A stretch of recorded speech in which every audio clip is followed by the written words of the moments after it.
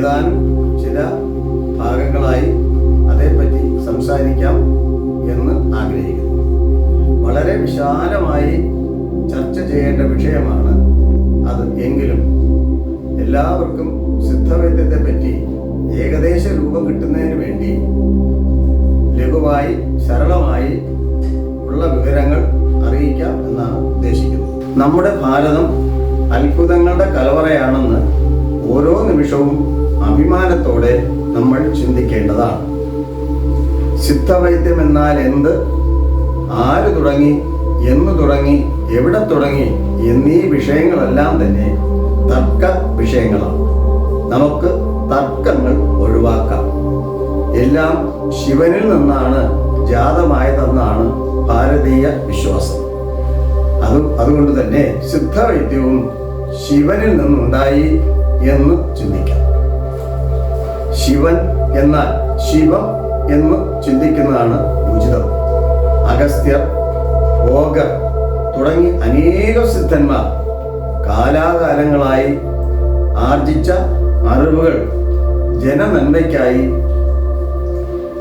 എഴുതി സൂക്ഷിക്കുകയോ അല്ലെങ്കിൽ വായ്മൊഴിയായി പറഞ്ഞു നൽകുകയോ ഒക്കെ ചെയ്ത വഴിയാണ് സിദ്ധവൈദ്യത്തിൻ്റെ അറിവുകൾ നമുക്ക് ലഭ്യമായിട്ടുള്ളത്.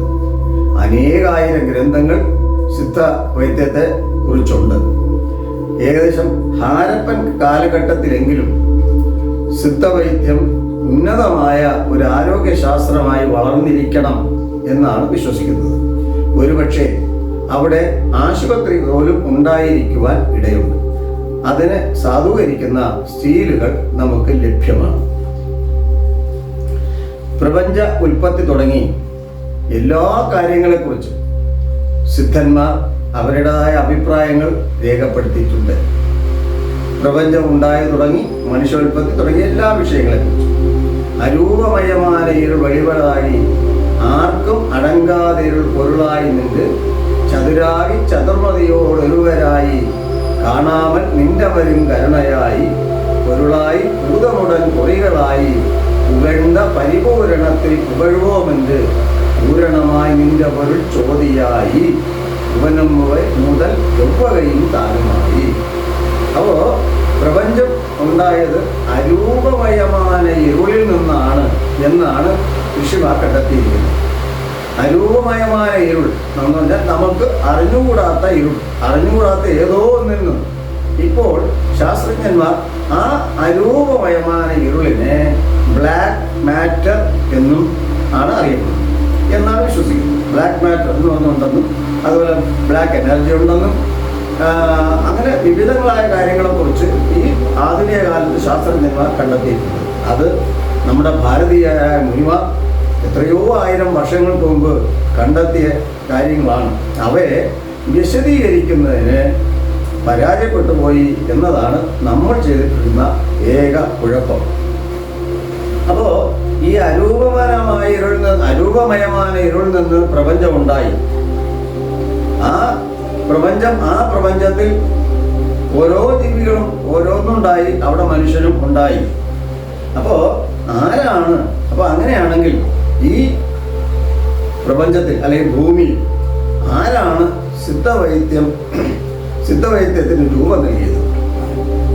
അണുതിരച്ചി ആരാഴ്ചി ആരാറുകളാൽ ഉദ്ഭൂതമായ വൈദ്യം സിദ്ധവൈദ്യം. അതായത് സൂക്ഷ്മാതീതമായ ഒന്നിനെ തിരയുകയും അതിൻ്റെ കാര്യങ്ങളെക്കുറിച്ച് കണ്ടെത്താൻ ശ്രമിക്കുകയും അവയെ ജനനന്മയ്ക്കായി വിവരിച്ചു നൽകുകയും ചെയ്യുന്നവരാണ് സിദ്ധന്മാർ. ആ സിദ്ധന്മാർ രൂപകൽപ്പന ചെയ്തതാണ് സിദ്ധ വൈദ്യം.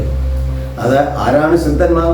ചിത്തം തെളിന്തവനേ സിദ്ധൻ, ദേശമെല്ലാം ശിവമെന്തറിന്തോൻ സിദ്ധൻ, ശരമറിന്തോൻ പരമറിന്തോൻ പാശമറ്റോൻ, കരമറിന്തോൻ ഗുരുവറിന്തോൻ പരതും കറ്റോൻ, ഗുണമറിന്തോൻ ഐവരുടെ കൂറും കണ്ടോൻ, കുറിയറിന്തു കണ്ട കക്ഷി കാശിനിയിൽ ശിവയോഗി എന്നുരപ്പ.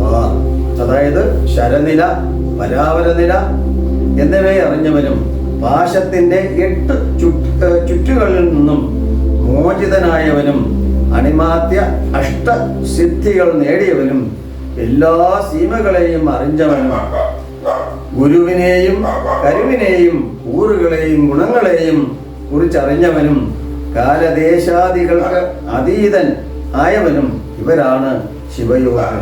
ഈ ശിവയോഗികൾക്ക് മാത്രമാണ് സിദ്ധവൈദ്യം ചെയ്യുവാൻ അധികാരമുള്ളത്. ഈ വതുതാൻ ആർക്ക് ശിവയോഗിക്ക് ഇകത്തിലുള്ള വമ്പർക്ക് ഈന്തയാനാൽ ചണ്ടാളർ കീയാതെ ദൈണിമീതിൽ നാം ഇതുവേ വെളിവായി ചൊന്നേൻ മൈന്ത. അതായത് ഈ ശിവയോഗികളാണ് സിദ്ധന്മാർ. അപ്പൊ ശിവയോഗികൾക്ക് മാത്രമേ സിദ്ധവൈദ്യം കൈകാര്യം ചെയ്യാൻ അധികാരമുള്ളൂ എന്നതാണ് പാടലിന്റെ അർത്ഥം. എൻ്റെ ഈ ലഘുപ്രഭാഷണം എല്ലാവർക്കും ഇഷ്ടപ്പെട്ടു എന്ന് കരുതുന്നു. ഇഷ്ടപ്പെട്ടവർ ലൈക്ക് ചെയ്യുക, സബ്സ്ക്രൈബ് ചെയ്യുക, ബെൽ ബട്ടൺ എനേബിൾ ചെയ്യുക. ഇതിൻ്റെ അടുത്ത ഭാഗം ഉടൻ തന്നെ പ്രതീക്ഷിക്കാവുന്നതാണ്. എല്ലാവർക്കും നന്ദി, നമസ്കാരം.